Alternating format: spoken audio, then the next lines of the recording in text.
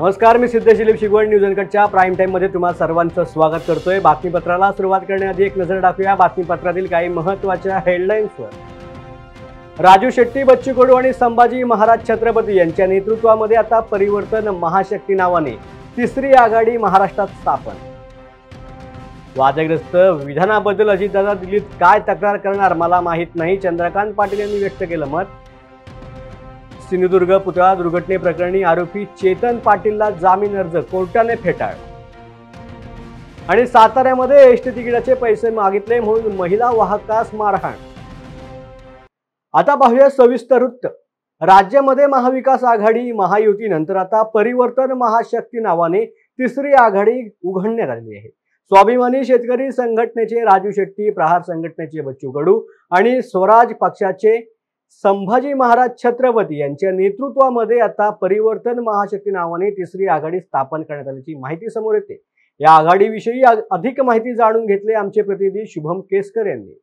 ऐन विधानसभा निवडणुकीच्या पार्श्वभूमीवरती आता महाराष्ट्रातून सर्वात मोठी राजकीय ब्रेकिंग समोर येते। महाराष्ट्रामध्ये महायुती महाविकास आघाडीनंतर परिवर्तन महाशक्ती आघाडी निर्माण झाली ना, या संदर्भात बोलण्यासाठी आपल्यासोबत राजू शेट्टी आहे। सर, काय सांगाल एकंदरीत आपली तिसरी आघाडी? परिवर्तन महाशक्ती ही शेतकऱ्यासाठी, मजुरासाठी, शिक्षणाच्या नवीन धोरणासाठी, आरोग्यासाठी सगळं जे काही काँग्रेस आणि भाजपा करू शकले नाही, ज्यांच्या अजेंडामध्ये आणि डोक्यातही नव्हतं, त्या सामान्य माणसाला न्याय देणारं काम परिवर्तन महाशक्ती करेल।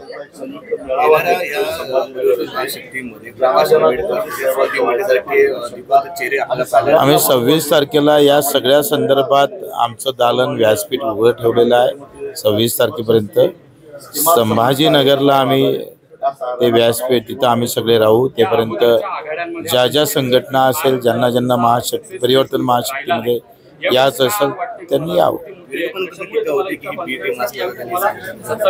काँग्रेस कोणती टीम आहे? अर्धी काँग्रेस, अर्धी भाजप तर काँग्रेसनंच भरली आहे। जे टीका करतं तुमचेच तर अर्धे लोक बीजेपीत आहे।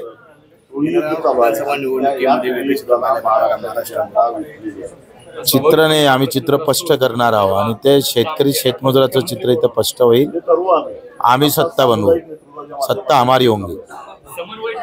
जर बघायला गेलं तर येणाऱ्या महाराष्ट्रामध्ये सत्ता ही परिवर्तन महाशक्ती जे असल्याचा ठोक दावा बच्चू कडू यांनी केला आहे। कॅमेरामन वैभव, मी शुभम, न्यूज अनकट, पुणे। आरोग्य विभागामधील प्रशासनातील संरचना डावलून अनागोंदी कारभाराचा शासन निर्णय रद्द करण्याच्या मागणीसाठी गेल्या 2 दिवसांपासून पुण्यामध्ये आरोग्य विभागाचे कर्मचारी बेमुदत उपोषणाला बसले। आज काँग्रेसचे आमदार धंगेकर यांनी देखील या उपोषणाला पाठिंबा दिला।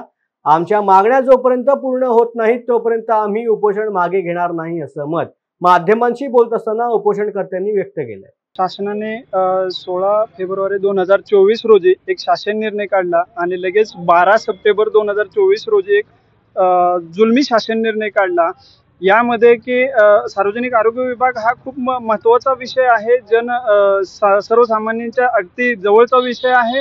सेवा पुरवल्या जातात अशा डिपार्टमेंटला हा शासन निर्णयानं त्याची रचना विस्कळीत होणार आहे, प्रशासन पूर्ण विस्कळीत होणार आहे आणि हा जो शासनाकडून जो डाव आखला गेलेला आहे तो अत्यंत घातक आहे, सर्वसामान्यांच्या दृष्टीने घातक आहे।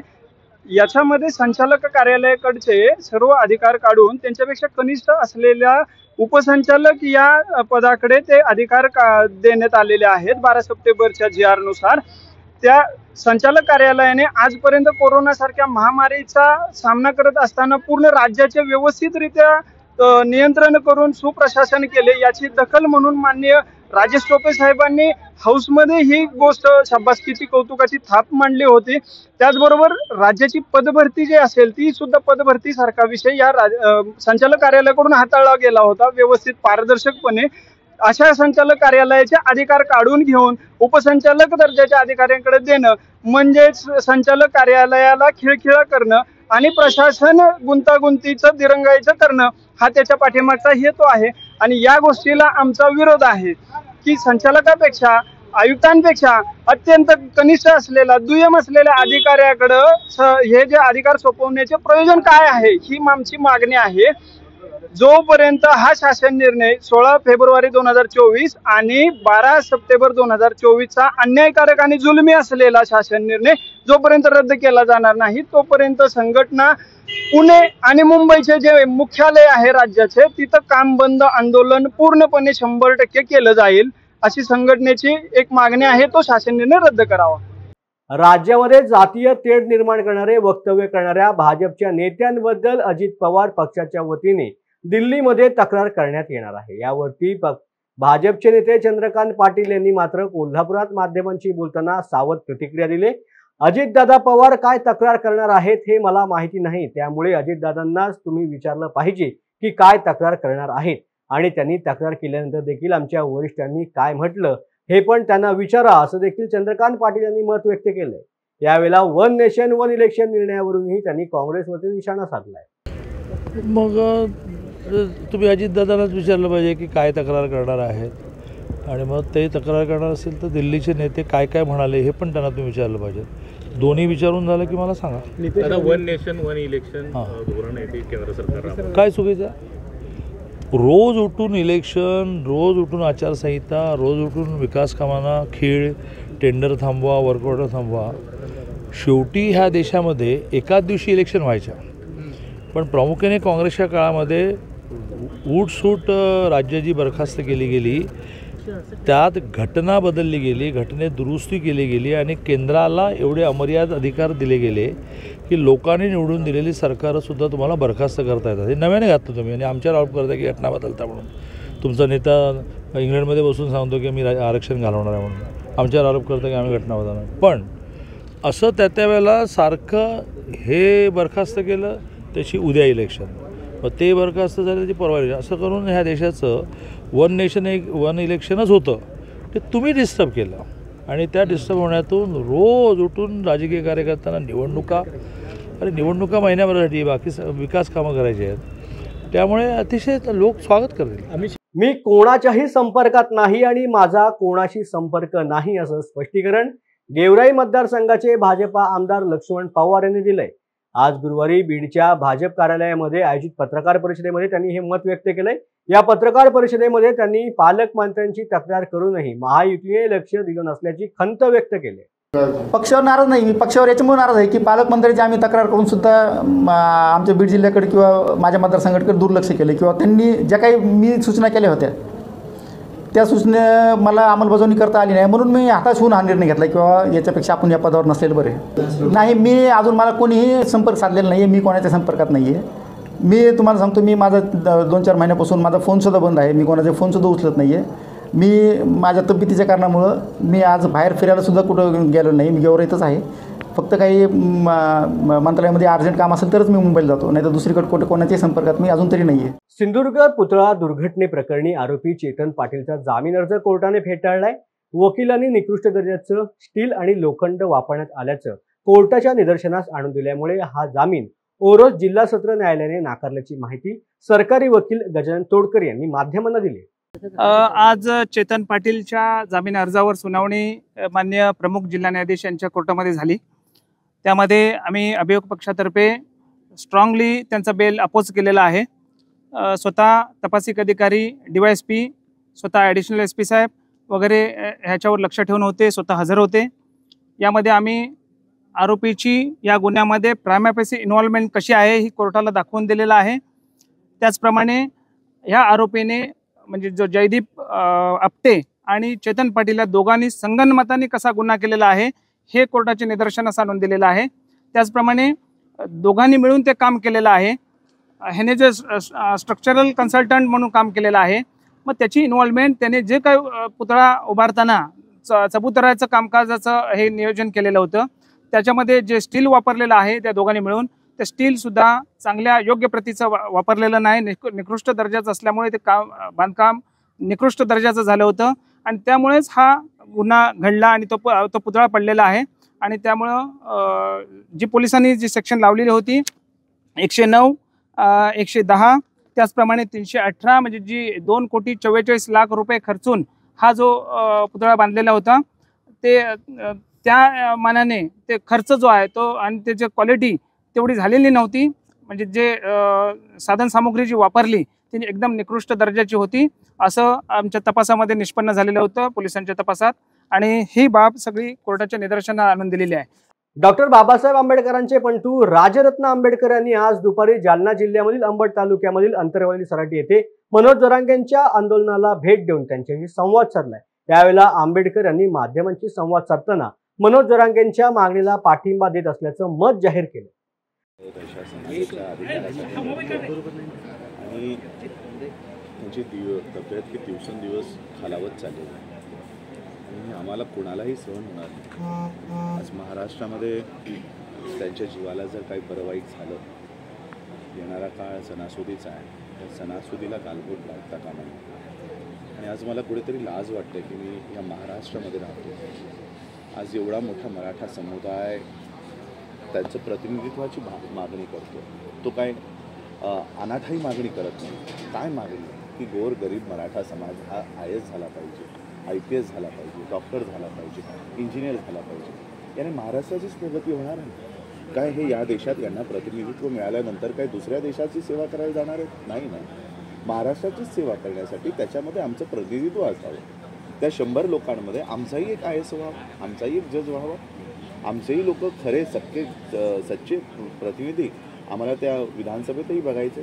ही महाराष्ट्राच्या दृष्टीने एवढी चांगली मागणी एक बांधव आमचा धरून घेतो आहे. महाराष्ट्राने एका रात्रीत त्याने एअरपोर्ट द्यायचे असतील, रेल्वे द्यायचे असतील, कसलेही टेंडर न काढता त्यांनी अडाणीने अंबानीला दिलेले आहेत. एवढे मोठे मोठे निर्णय घेतले आणि एक मराठा समुदायाला आरक्षण मिळवण्यासाठी वर्ष झाले तरी ते खटपट ठेवलेलं आहे. वेळ झाले बातमीपत्रात छोट्याशा विश्रांतीची. कुठे जाऊ नका, पाहत राहा न्यूज अनकट.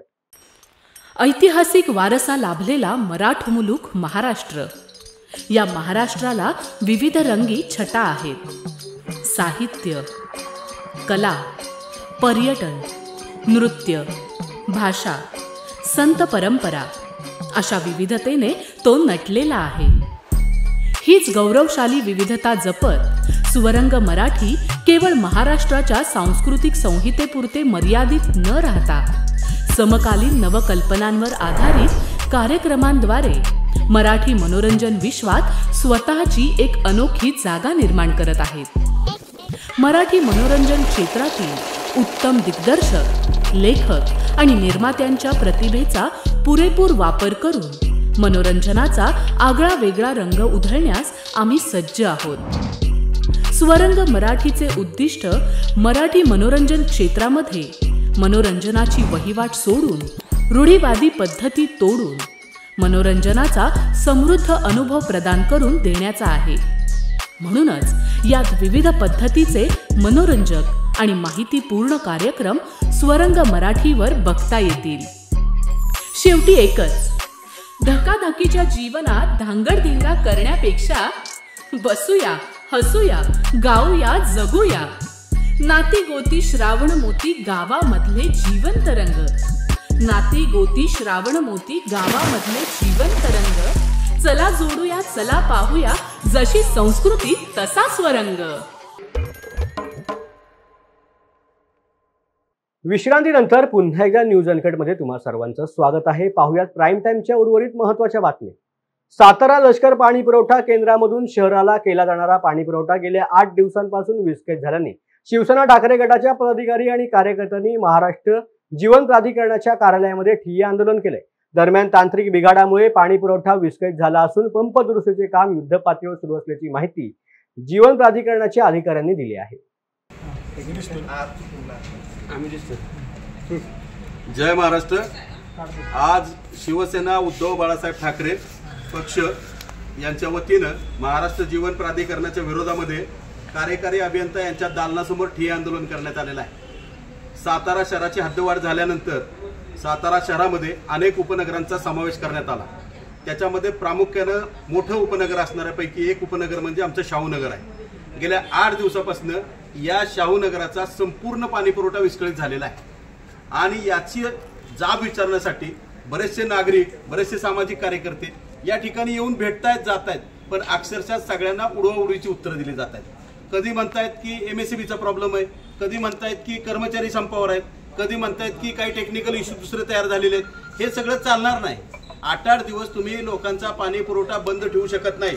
आज सातारा जिल्हा हा पाणीदार जिल्हा आहे. आमच्या भागामध्ये इतकं पाणी, पावसाचं पाणी, नैसर्गिक पाणी आम्हाला उपलब्ध आहे की आमच्या पाणी पुरवठ्यावरती इतर जिल्ह्यांची ताण भागवली जाते.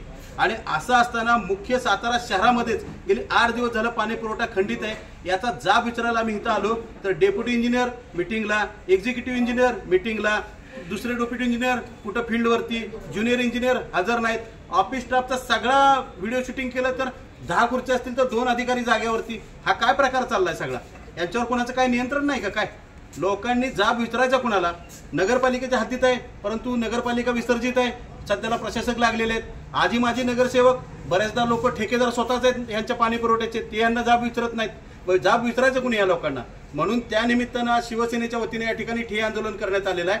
मुळात शाहूनगरला अत्यंत दूषित असा पाणी पुरवठा केला जातो. वेण्णेमध्ये साताऱ्याचे बहुतांशी गटर सगळे वेण्णेत सोडले जातात. वेण्णा नदीमध्ये वेण्णेचं पाणी कृष्णेला मिळतं. कृष्णेमध्ये अनेक ठिकाणी काठावरती असणाऱ्या ज्या स्मशानभूमी आहेत त्यातलाही काळी कचरा सगळा त्याच्यामध्ये टाकला जातो. असं दूषित पाणी आहे असा अहवाल सुद्धा प्रदूषण नियंत्रण महामंडळानं दिलेला आहे. असं असताना ते दूषित पाणी प्यायची या सर्व विभागावरती आज पाळी येत आहे आणि ते पाणी सुद्धा लोक स्वीकारतायत. परंतु ते सुद्धा तुम्ही नियमित जर देत नसाल तर याच्या विरोधात तीव्र आंदोलन केलं जाईल. आज ठिय्या आंदोलन आहे.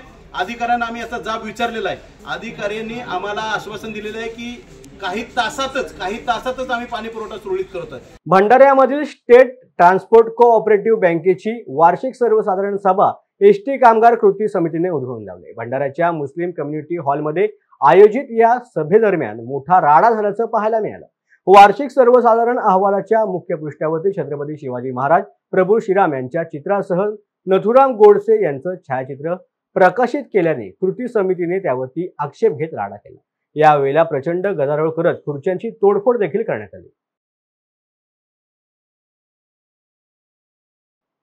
मुंबईच्या बहुजन कल्याण मंत्रालयाने गेल्या 6 महिन्यांपासून संपूर्ण महाराष्ट्रात ओबीसी मुलामुलींचे 72 वसतिगृह सुरू करण्याचे आदेश दिले. यामध्ये अमरावती जिल्ह्याच्या वसतिगृहाचा समावेश आहे. यासाठी शासनाने निधीची तरतूद केली. एवढेच नव्हे तर ज्या ठिकाणी शासकीय इमारती उपलब्ध नाहीत अशा ठिकाणी खासगी इमारत भाडे तत्वावर घेण्याचे आदेश देखील दिले. असे असताना वसतिगृह अजूनही सुरू झालं नाही. त्यामुळे ओबीसी विद्यार्थ्यांच्या रास्त मागणीसाठी राष्ट्रीय ओबीसी महासंघाचे पदाधिकारी प्रकाश साबळे आणि अनिल ठाकरे यांच्या नेतृत्वात राष्ट्रीय ओबीसी महासंघाच्या शिष्टमंडळाने प्रशासनाची भेट घेतली असून ओबीसी वसतिगृह सुरू करण्याची मागणी करून निवेदन देखील त्यांनी सादर केले. आता बातमी आहे साताऱ्यामधून वेणी काळभोर सज्जनगड प्रवासादरम्यान बसमध्ये तिकिटाचे पैसे मागितल्याच्या कारणावरून एका तरुणाने महिला वाहकाला शिवीगाळ केल्यामुळे बसमधील प्रवाशांनी तरुणाला जाब विचारत मारहाण केली. त्याचा राग मनामध्ये धरून तरुणाने महिला वाहकास मारहाण केल्याचा धक्कादायक प्रकार साताऱ्यामध्ये घडलाय. यामुळे महिला वाहकाने बस थेट पोलीस ठाण्यामध्ये घेऊन जात तरुणाविरोधामध्ये तक्रार दाखल केली. यावरून तरुणावरती आता गुन्हा दाखल करण्यात आला असून पुढील तपास तालुका पोलीस करत आहेत. गावची प्रवासी आहे मी, राजवाडा इथून चढलेली आहे आणि कंडक्टर मॅडमनी त्याला तिकीट मागितली त्या व्यक्तीला, तर त्यांनी तिकीट दिली नाही कारण की त्याकडे पैसे होते की नव्हते त्याची त्याला माहिती असेल. तर त्यानं पैसे दिले आहे आणि पैसे मागितले. त्यानं उर्मट जातीने बोलायला लागला, तो मुस्काळीन वगैरे ते बोलायला लागला, शिवी वगैरे द्यायला लागला. म्हणून त्यांनी त्यांच्या संरक्षणासाठी त्यांनी त्यांचे 2 हात उचलले तर त्यांनी त्यांना उलट मारलं आणि प्लस मलाही मारलं, इतर प्रवाशांनाही मारलं. धन्यवाद. तुम्हाला त्यांनी मारहाण केली का? तुम्ही अडवलं? हो. कशा प्रकारची घटना घडली? ती घटना कशी घडली? तुम्हाला वगैरे मारायचा प्रयत्न? हा तेच की, यांना मारायला गेले तर मी मध्ये पडले. प्रयत्न करत होता, मला मारत होते ना, त्यामुळे वाचवण्याचा प्रयत्न करायचे तेव्हा तिला मारलं. की घटनाक्रम होता कसं काय घटना घडली काय नक्की सांगाल? मी सातारमधून 2:30 ते 2:45च्या दरम्यान निघाले, वेणेखोलला जायला निघाले. माझी मी बुकिंग केली. बुकिंग करताना शेवट लास्ट नंबरच्या बाकड्यावरती एक प्रवासी होता, त्याने ड्रिंक केलेले होते. तर त्याला मी म्हटलं की पैसे द्या, तिकीट काढायचे बाकी. तर तो म्हणला मी का माझ्या लग्नाला आलाय का तुम्ही, मी पैसे देणार नाही आणि तिकीट पण काढत नव्हता. मग मी बेल दिली, डबेवाडी स्टॉपला गेल्यानंतर गाडी बेल दिली तरी तो तिकीट काढत नव्हता. त्याच्यानंतर त्यांनी काय केलं, म्हणजे प्रवाशांनी शिवीगाळ करायला लागल्यानंतर प्रवाशांनी हात उचलल्यानंतर प्रवाशांनी मारल्यामुळं माझ्या अंगावर आला धावून आणि मला मारहाण केली. माझा हात पिरगळला आणि बाकीच्या प्रवाशांना मारामारी करत होता आणि शिवीगाळ करत होता. आता नक्की पोलीस स्टेशनला तुम्ही बस घेऊन आलाय, पोलीस स्टेशनला गुन्हा वगैरे दाखल झाला? हा, गुन्हा वगैरे दाखल केला. आता प्रवाशांनी सगळ्यांनी साक्ष दिली, कारण प्रवाशांनी स्वतः होते, त्यामुळे त्यांनी स्वतः सांगितलं की गाडी पोलीस स्टेशनला गाडा मॅडम, आम्ही आहोत, साथ देतो तुमची म्हणून. कोल्हापूर जिल्ह्यामध्ये गेल्या काही महिन्यांपासून कायदा आणि सुव्यवस्थेचा प्रश्न गंभीर बनत चाललाय. बुधवारी रात्री कळंबा इथल्या साई मंदिर परिसरामध्ये अल्पवयीनांनी दहशत पाहायला मिळाली. 2 अल्पवयीन गुंडांनी दारूच्या नशेमध्ये पोलिसांवरच आरेरावी करत दमबाजी केली. शिवाय एकेरी भाषा वापरून पोलिसांना दगड मारण्याची धमकी दिली. यावेळेला पोलीस देखील हतबल झाल्याचं नागरिकांना पाहायला मिळाल्यामुळे आश्चर्य व्यक्त होतंय. या दादांवरती कडक कारवाई करावी अशी मागणी आता नागरिकांकडून केली जाते. बारामती तालुक्यामधील सुपा पोलिसांनी रात्रीच्या वेळेला मंदिरामध्ये चोरी करणाऱ्या 3 आरोपींना बेड्या ठोकल्या असून या आरोपींकडून पोलिसांनी 107 वर्षांपूर्वीच मूर्तीसोबत इतर वस्तू हस्तगत केल्या आहेत.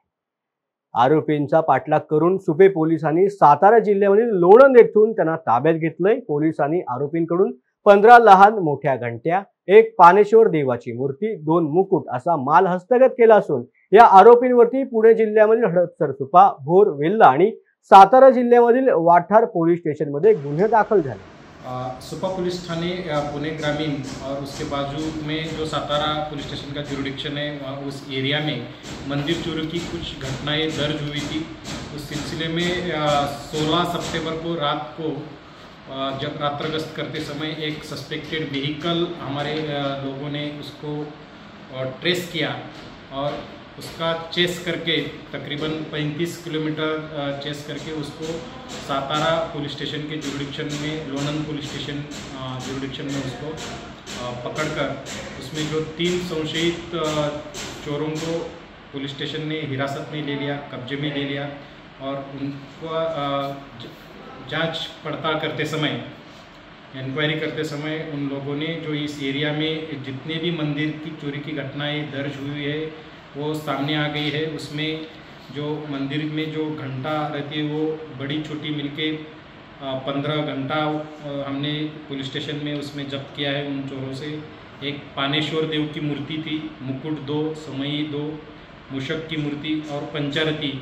इसके साथ में एक अल्टो कार, एक दुचाकी और 3 मोबाइल, ऐसा जो चोरी का जो मुद्देमाल था वो पुलिस स्टेशन में जब्त किया है. वेळ झाल्या बातमीपत्रात छोट्याशा विश्रांतीची. कुठे जाऊ नका, पाहत राहा न्यूज अनकट.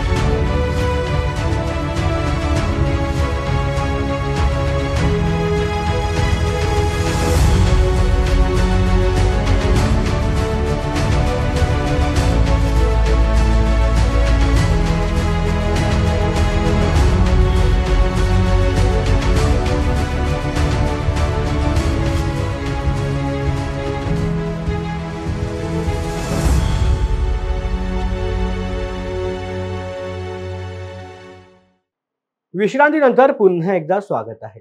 अमरावती जिल्ह्यामध्ये शेतकऱ्यांनी 2,60,000 हेक्टरवरती सोयाबीनचा पेरा केला.